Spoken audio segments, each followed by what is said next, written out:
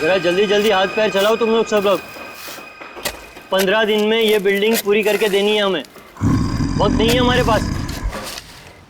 और सोनू, तू इतना सुस्त क्यों है? खाना वाना नहीं खाता क्या? चल जल्दी काम कर। कौन है वहां पे? मैंने पूछा कौन है वहां पे? अभी तो बिल्डिंग का काम भी खत्म नहीं हुआ है और अभी से बिल्डिंग टूटने लगी। सोनू जरा देख तो।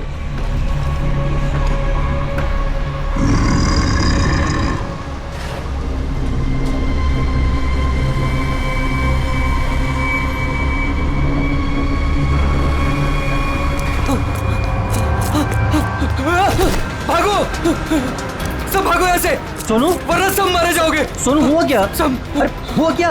किस चीज की आवाज थी? और ये चेहरे पर निशान कैसा है? पट्टियों वाला मुर्दा। मुर्दा? मुर्दा मुर्दा कुछ नहीं होता है, ये जरूर कोई चोर और घुसाया होगा। एक काम करो, सब लोग मेरे साथ चलो, चलिए मेरे साथ।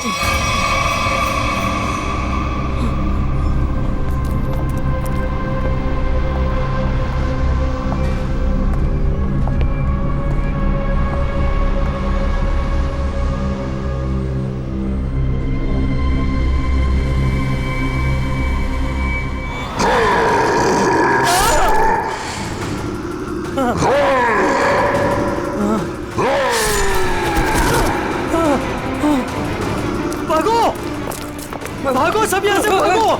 पट्टियों वाला मुर्दा, भागो।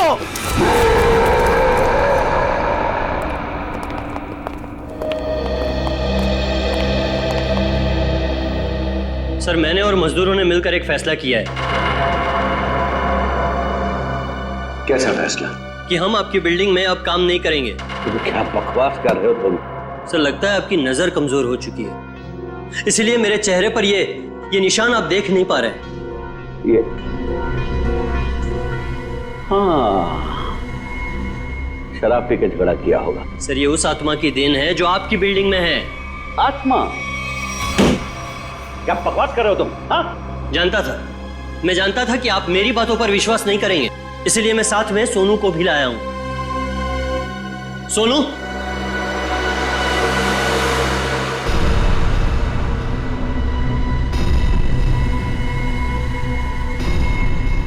देखिए सर, बेचारा इतना घबरा गया है कि कुछ बोल नहीं पा रहा है।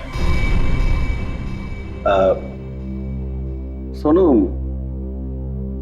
ये सब क्या है? साहब, पट्टी वाला मुर्दा। और कौन है इधर? कौन है? कौन है उधर?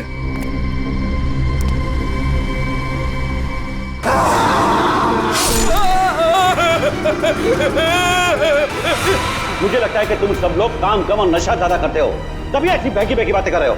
सर, अगर हमारी बातों पर यकीन ना हो तो कोई दूसरे मजदूर रख के क्यों नहीं देख लेते? जब वो अपनी आप बीती सुनाएंगे तब तो आपको विश्वास हो जाएगा ना। बिल्कुल रख लूंगा।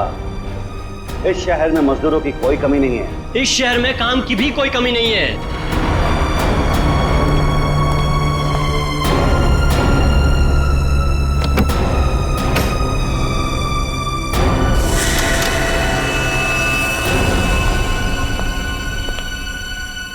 तुम्हारा आज तक का हिसाब।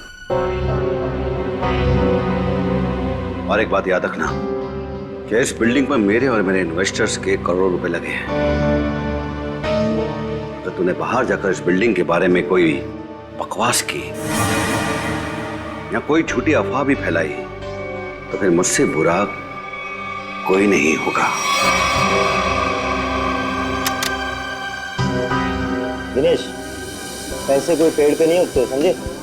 हाँ, और हम तुम्हारे फाइनेंसर हैं, कोई एटीएम मशीन नहीं कि जब दिल में चाहा कार्ड डाला और पैसे ले लिए। देखिए, आप लोग बेवजह भड़क रहे हैं। बेवजह? तुमने कमिटमेंट किया था, अब तक बिल्डिंग तैयार हो जाएगी, क्या हुआ? हाँ चंदू, मैं बिरयानी बना रहा हूँ, कोई 2 मिनट में बनने वाला बर्गर नहीं। जब आप लोग बिल्डिंग की क्वालिटी देखेंगे तो आप लोगों को खुद ब खुद ये एहसास हो जाएगा कि आप लोगों का पैसा बिल्कुल सही जगह लगा है। हाँ, पता चल रहा है कि इन्वेस्टमेंट कहाँ पर हो रहा है? वैसे काफी अच्छी पार्टी थी आपने अपने शादी के सालगिरह की। और Natasha, excuse me, sorry sir, मैं आप लोग को तो अपनी फ्रेंड से मिलवाना ही भूल गई। मीट कम, शी इज टीना, स्वाति। बस हमें किसी से नहीं मिलना। दिनेश, इस बार अगर तुमने जबान पलटी ना, 15 दिन मतलब 15 दिन, दैट फाइनल। हाँ 15 दिन पक्का। और हाँ, 15 दिन से ज्यादा हुआ ना तो तुम्हारा घर और भाभी जी के गहने बेच करके अपने पैसे हम लोग वसूल लेंगे, समझा? अरे पक्का कहाँ? दिनेश सुनो ना। एक्सक्यूज मी, आपकी भाभी बुला रही है। मन से एक्सक्यूज मी। जल्दी आइए ना। क्या है? दिनेश देखिए ना, मार्केट में नया हार आया है, आप कभी लेकर देंगे मुझे ये? बस हार और गहने, इन चीजों के अलावा तुम्हारे लिए और कोई चीजें इंपॉर्टेंट है ही नहीं। पति जिए हमारे, तुम्हें कोई फर्क नहीं पड़ता। मन तो करता है कि तुम्हारा गला दबा दूं। क्या बात है पापा, आप मम्मी पर इस तरह से क्यों चीख रहे हैं? मैंने सिर्फ सालगिरह का तोहफा मांगा था और ये ऐसे कर रहे थे मुझ पर। आशा, ये जो तुम्हारे ठाट बाट और ऐशोआराम है ना, वो केवल इसीलिए है क्योंकि तुम्हारा ये पति दिन रात गधे की तरह काम करता है। पापा, अगर आपके पास इतना ही पैसा है ना तो थोड़ा हम पर भी खर्च कर दो प्लीज। पहले तो आपने फ्लैट देने के लिए मना कर दिया, और अब जब मम्मी ने आपसे एक छोटा सा हार मांगा तो उसमें भी आपको दिक्कत है। तुम दोनों नालायक बच्चों को तो मैं कुछ दूंगा नहीं, और तुम लोग मेरे घर में रहते हो, इसी बात से खुश रहो।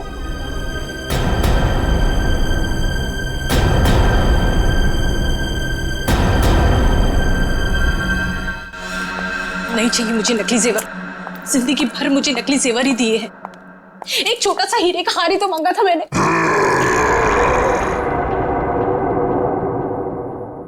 कौन कौन है वहां? कौन है वहां? कौन है वहां?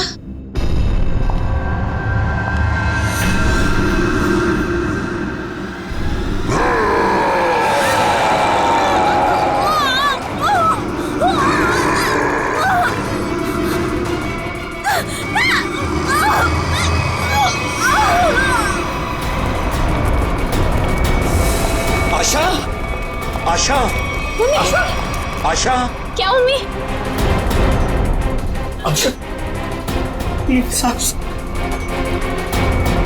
क्या हुआ मम्मी को? मर गई।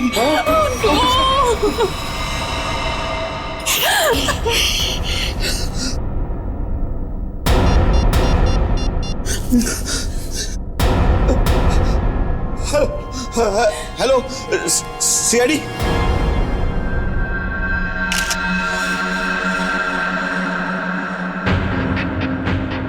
ये निशान देखा गले पे?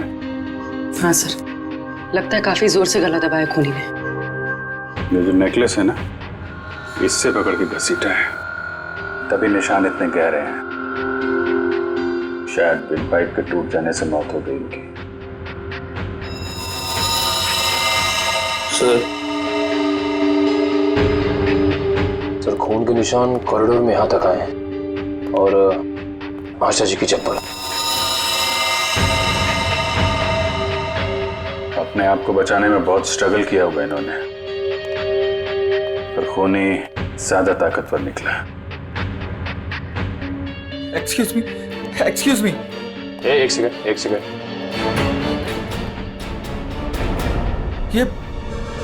ये सब कैसे हो गया सुलेखा? आज तो इतना शुभ दिन था, शादी के सालगिरह वाले दिन। आपकी तारीफ? जी मैं सुलेखा का हस्बैंड। अच्छा, तो आशा जी आपकी सास थी? जी। सास ससुर की एनिवर्सरी पार्टी में आप काफी लेट नहीं आ रहे हैं? वो बिजनेस मीटिंग में फंस गया था, इसलिए लेट हो गया। बस अभी अभी पहुंचा हूं। ठीक है, इधर आ जाइए आप। दिनेश जी, आपको किसी पे शक है? कौन कर सकता है ऐसा काम? सर, मेरी वाइफ की किसी से कोई दुश्मनी नहीं थी। सर, मैं यही कह रहा हूँ कि दिनेश ने खुद ही अपनी बीवी का खून करवाया है। सर, हमने इसका झगड़ा सुना था। ये अपनी बीवी से कह रहा था कि मैं तुम्हारा गला दबा दूंगा। पति जिए हमारे, तुम्हें कोई फर्क नहीं पड़ता। मन तो करता है कि तुम्हारा गला दबा दूं। तो बकवास कर रहे लोग। अगर मैंने गुस्से में कुछ कह दिया तो इसका मतलब ये तो नहीं ना कि मैं सचमुच वो कर दूंगा। वैसे ऐसा हुआ क्या था कि आपको इतना गुस्सा आ गया कि आपने गला दबाने की धमकी दे दी, वो भी शादी की सालगिरह वाले दिन? सर, इसकी वजह भी ये लोग ही है। ये मेरे इन्वेस्टर्स हैं। अब मुझे एक एक पाई ऐसे देते हैं जैसे मुझ पर एहसान कर रहे हैं। तुम लोगों की मैं एक एक पाई चुका दूंगा, वो भी ब्याज सहित, समझे? तो दे दो ना। एक मिनट, बिजनेस की बातें मत कीजिए। यहाँ पे खून हुआ है।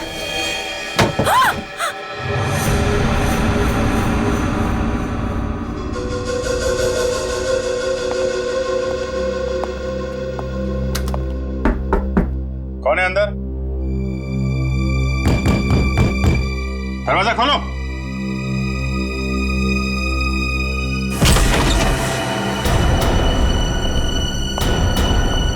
ओह माय गॉड, कौन है ये? सुनिए। उठो। कौन हो तुम हैं? और यहाँ क्यों चुप के बैठी हो? मुर्दा पट्टियों वाला मार डालेगा। सर डरी हुई है, ऊपर से जख्मी भी। देखो, आप बिल्कुल घबराइए मत। हम लोग सीआईडी से हैं। आपका नाम क्या है? कोमल। कोमल? कोमल, आप यहाँ क्यों चुप के बैठी थी? वो पट्टियों वाला मुर्दा बाहर घूमते हुए देखा। पट्टियों वाला मुर्दा? जैसे मैं यहाँ से बाहर निकली तो पट्टियों वाला मुर्दा बाहर था। अच्छा ठीक है, तुम वो जो भी पट्टियों वाला मुर्दा था उसका स्केच बनवा सकती हो? हाँ। Very good. स्केच आर्टिस्ट को बुलवाओ और इस घर का कोना कोना छान मारो। देखो खूनी के बारे में कुछ सुराग मिलता है क्या?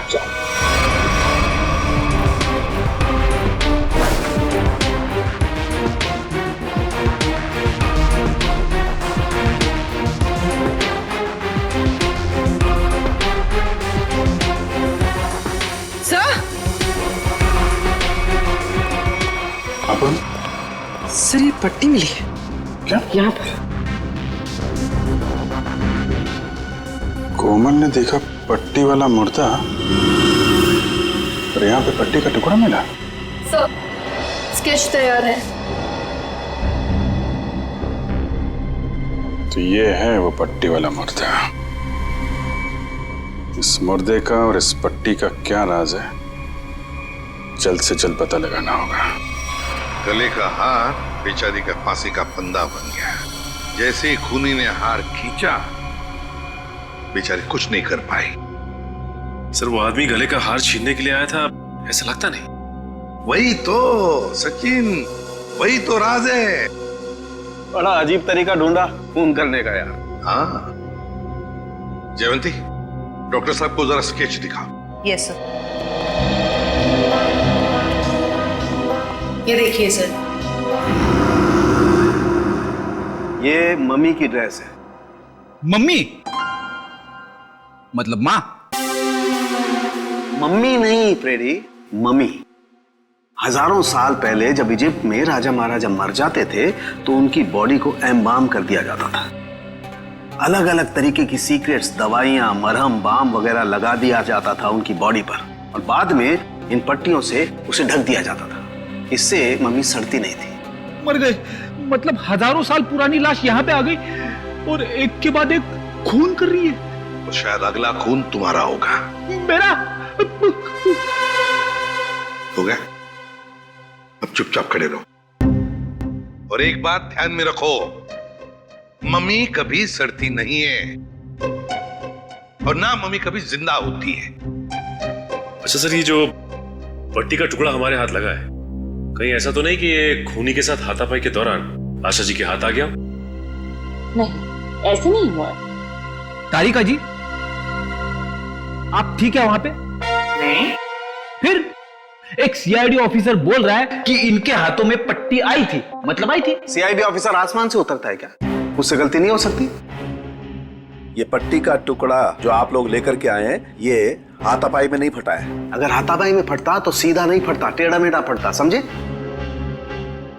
और ये टुकड़ा कोई मामूली टुकड़ा नहीं है। 1500 साल पुराना है ये टुकड़ा।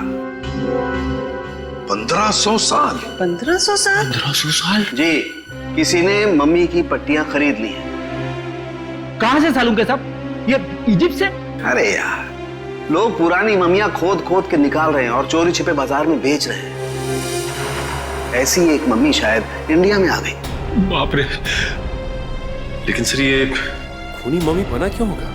हल्ला मचाने के लिए सचिन, हल्ला मचाने के लिए। ये खूनी चाहता है कि लोग उसे देखें और जोर जोर से चिल्लाए, मम्मी आ गई, मम्मी आ गई। ये खून उस खूनी मम्मी ने ही किया है, और वो पट्टी का टुकड़ा जानबूझकर छोड़ गया है हमारे लिए सबूत।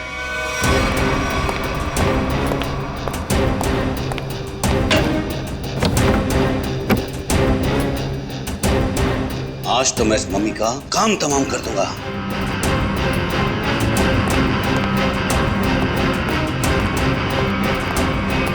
सर, ये सोनू है, दिनेश की बिल्डिंग में काम करता है। अच्छा, सोनू साहब कोई पैसा वैसा नहीं था दिनेश साहब के पास, कंगाल थे वो। एक मिनट, कंगाल थे वो, कोई पैसा वैसा नहीं था दिनेश साहब के पास? क्या मतलब क्या है? नहीं साहब, वो तो सर से लेकर पांव तक कर्जे में डूबे हुए थे, और उस बिल्डिंग की वजह से। और जब से उस पट्टी वाले मुर्दे ने हम लोगों पे हमला किया है, उस बिल्डिंग का काम भी बंद पड़ा हुआ है। पट्टी वाले खूनी ने तुम पर हमला किया? तुम पर? सर, कहीं ये वही तो नहीं जिसने आशा जी का भी खून किया? हो सकता है, बिल्कुल हो सकता है। वैसे वो पट्टी वाला खूनी दिखता कैसे है? सर, पट्टियों में लिपटा हुआ, एकदम सड़ा सा मुंह, चेहरे पे खून लगा हुआ था जैसे उसको कोई चोट लगी हो। मतलब उसकी सर आवाज भी बहुत अजीब सी थी, उसकी सर आवाज भी।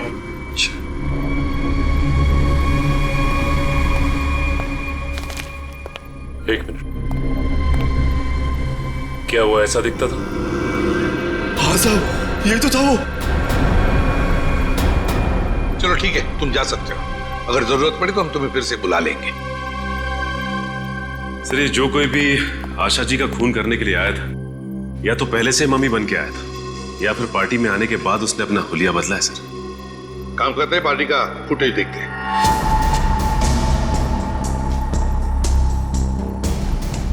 एक मिनट, पॉज करो।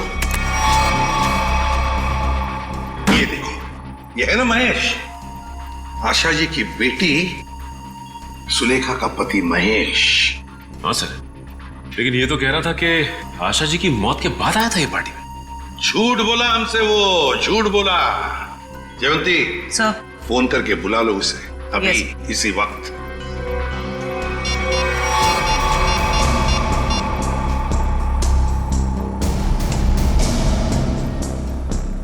सर, फोन नहीं उठा रहा है।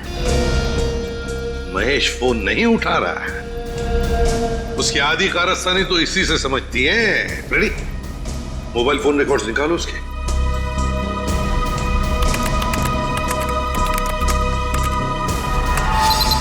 सर, ये रहे महेश के फोन कॉल रिकॉर्ड्स। 40 बार फोन किया है एक ही नंबर पे, और ये नंबर तो उसके सासू माँ का है। सर, सासू माँ से इतना ज्यादा लगाव? इस महेश से मिलना पड़ेगा। महेश। एक्सक्यूज मी,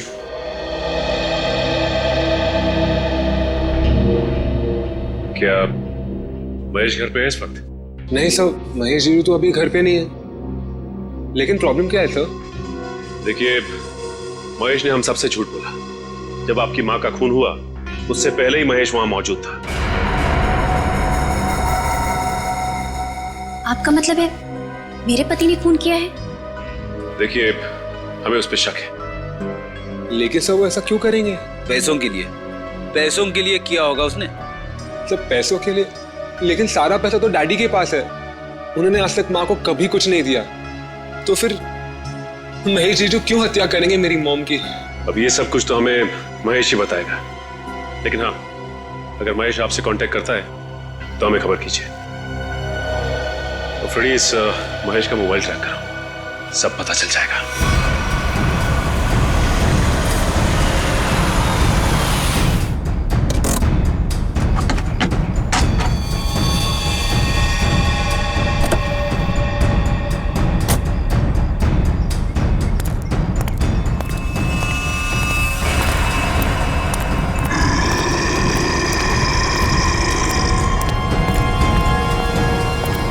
आज ये पट्टियों वाला मुर्दा मिल जाए बस।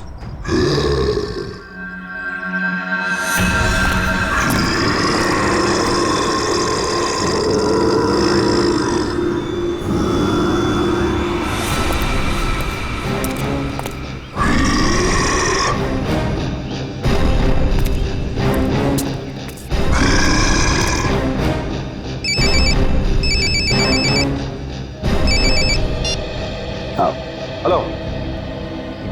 हाँ जीतू भाई, हाँ आपके लिए खुशखबरी है। हाँ जी, बिल्डिंग का काम बहुत जल्द शुरू होने वाला है।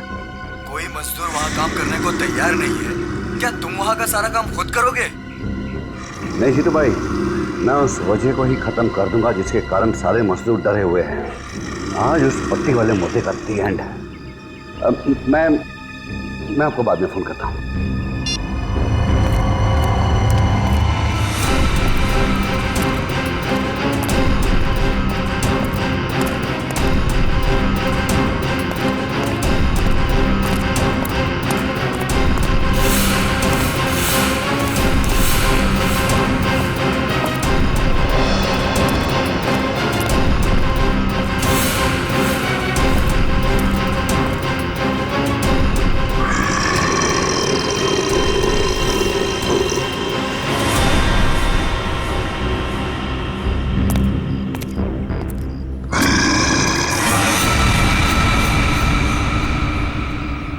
आवाज आई, यहीं से आवाज आई। पट्टियों वाले मुर्दे, आज तू बचेगा नहीं, आज तुझे छोड़ूंगा नहीं मैं। गोली मत चलाना। तो तू ही ये सब कुछ कर रहा है और तूने ही आशा को भी मारा। नहीं, मैं ऐसा क्यों करूंगा? मैंने नहीं मारा। तू यहाँ क्या कर रहा है? मैं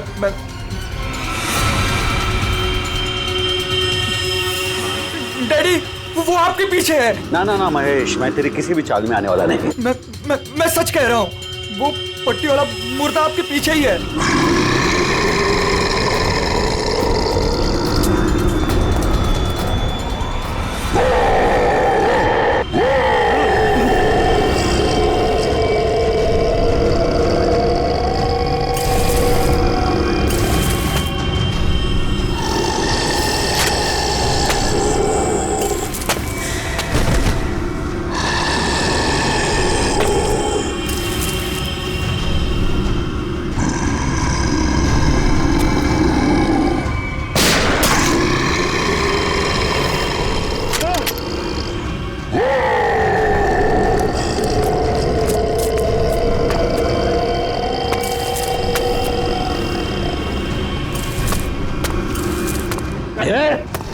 देखो भाई, तू मुझे माफ कर दे। क्यों मैं पीछे कुछ भी नहीं है। देखो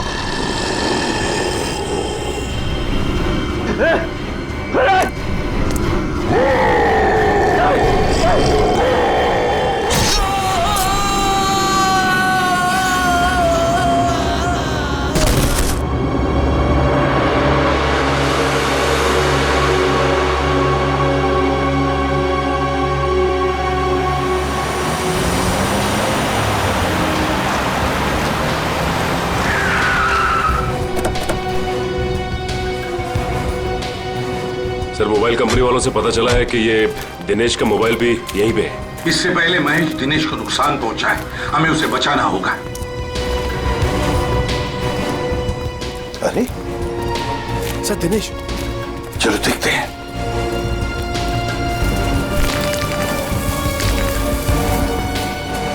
माय गॉड, ये तो जिंदा है। सच, जल्दी से एम्बुलेंस बुला, जल्दी। फ्रेडी, जयवंती देखो आसपास। Yes sir.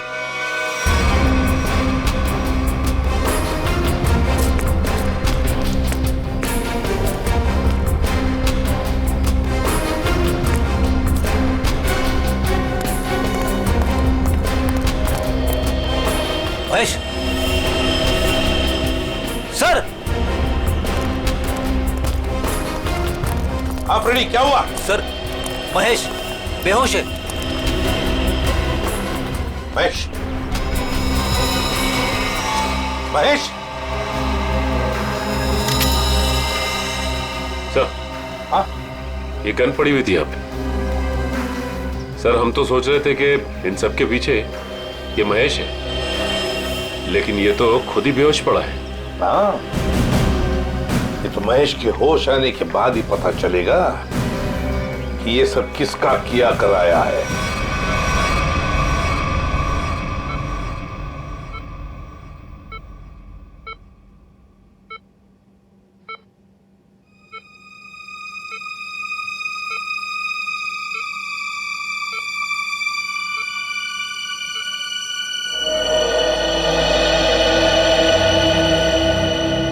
डॉक्टर साहब, अब कैसी तबीयत है मेरे पापा की?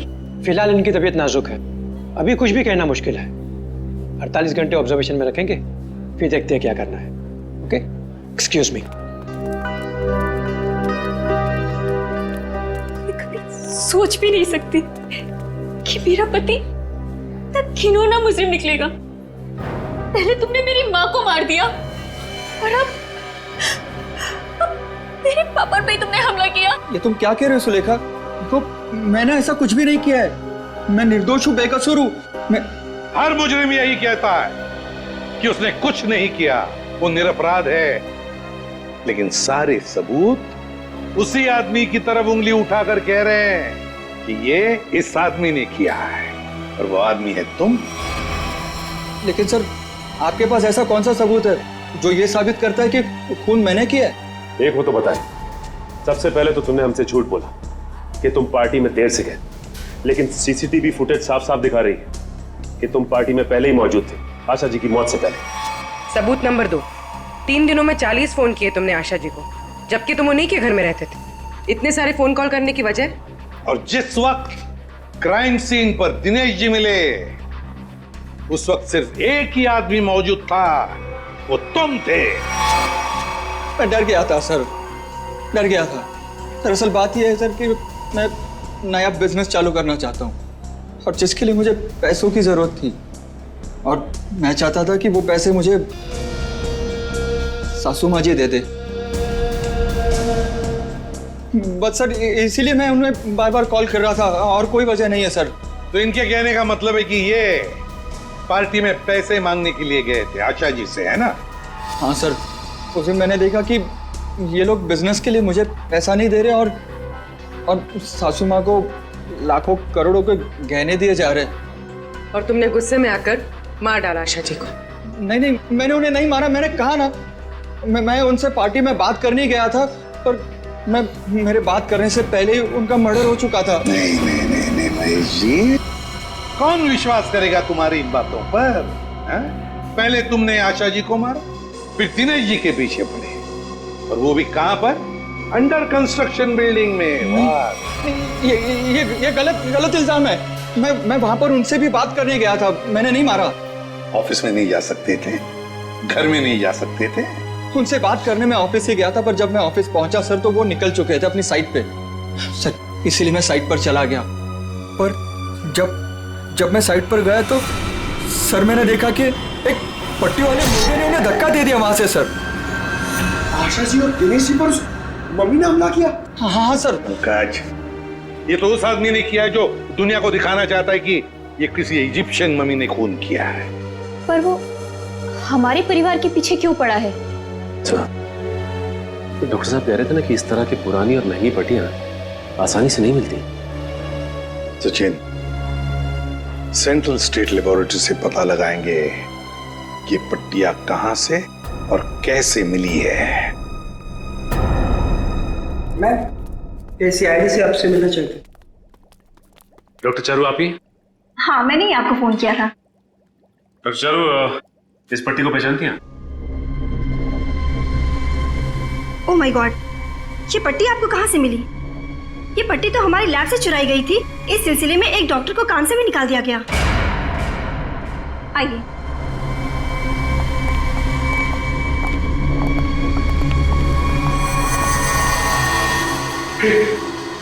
ये तो वही मम्मी है ना जो इजिप्ट में होती है। मतलब ये नींद में चलकर यहाँ पर आ गई। आप भी अच्छा मजाक कर लेते हैं। दरअसल हर साल इजिप्ट से इन मम्मीज को हमारे यहाँ रिसर्च के लिए भेजा जाता है। और सर ये मम्मीज 1500 साल पुरानी है। तो क्या सिर्फ इन्हीं मम्मीज की पट्टी गायब है? हाँ सर, कुल 5 मम्मीज की पट्टियाँ चोरी हुई थी, जिसमें से 2 पे मैं काम कर रही हूँ इन्हें गलने से बचाने के लिए। अच्छा, आप कह रही थी ना कि एक डॉक्टर को काम से निकाल दिया गया पट्टी चुराने के इल्जाम में। उसकी डिटेल मिल सकती है हमें? हाँ सर, देती हूँ।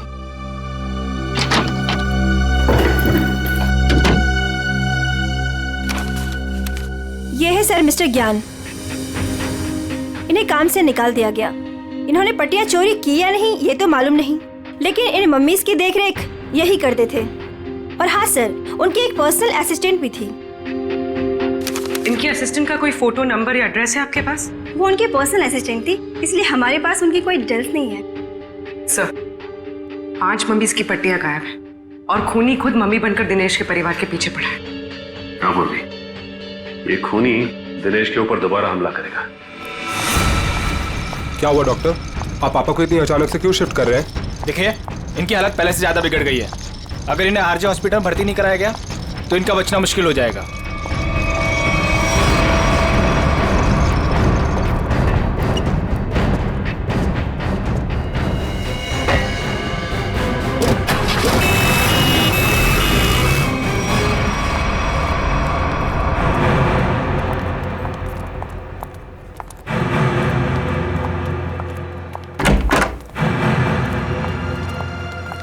दिनेश जी तो कहीं दिखाई नहीं दे रहे यहाँ पे। वही तो, चलो देखते।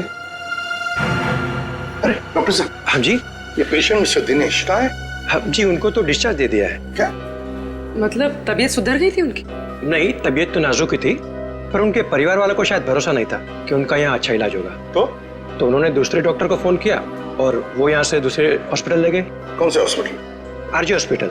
आरजे हॉस्पिटल, उसका नंबर तो होगा ना यहाँ पर? हाँ जी, रिसेप्शन पे होगा। चलिए आइए बात करा देता हूँ।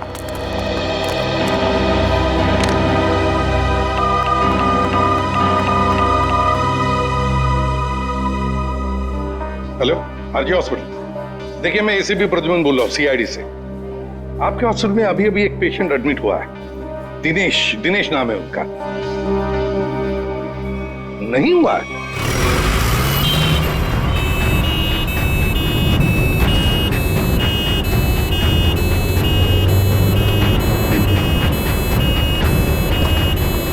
काम हो गया बॉस, तीर कमान से निकल चुका है। आप निशाना तैयार रखो।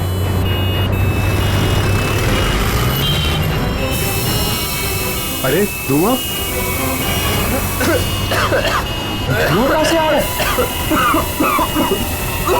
अरे गाड़ी रोको, गाड़ी रोको, गाड़ी रोको।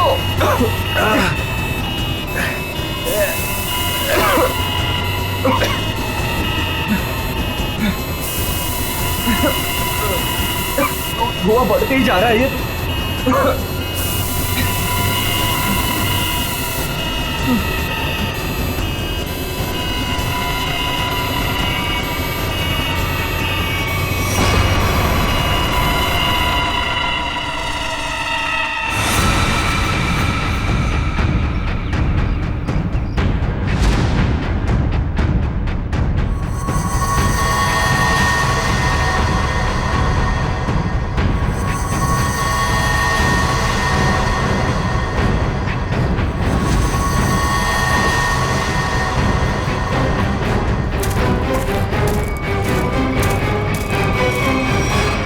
क्यों, अब तुम्हारे जीवन का मकसद पूरा हो गया? हाँ, पिछले 10 साल से मैं इसी दिन के तो सपने देखती आई हूँ। और देखो, आज मेरा सपना पूरा हो गया। नहीं नहीं, सीआईडी के रहते अपराधियों के सपने कभी पूरे नहीं होते। सीआईडी? क्यों डॉक्टर ज्ञान?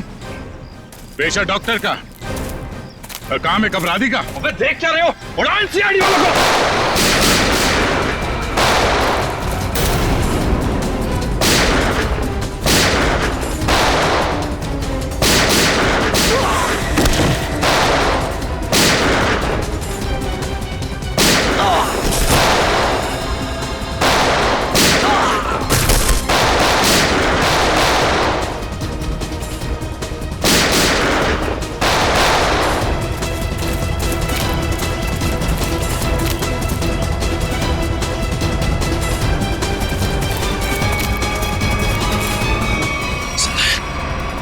सब बेहोश है, इनको होश में आना पड़ेगा।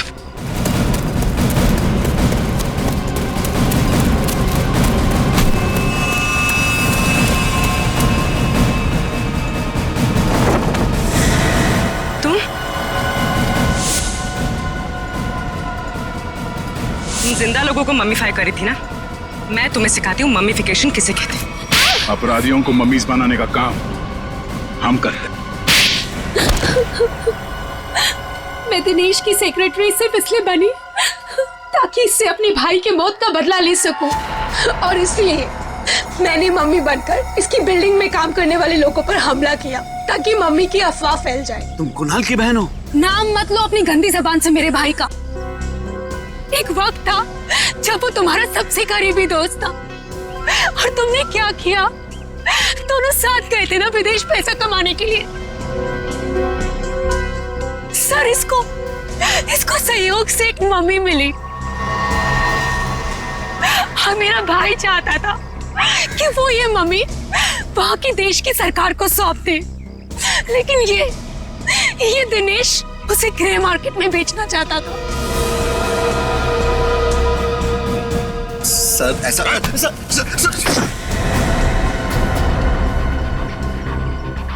जब कुणाल ने कहा कि वो पुलिस के पास जाएगा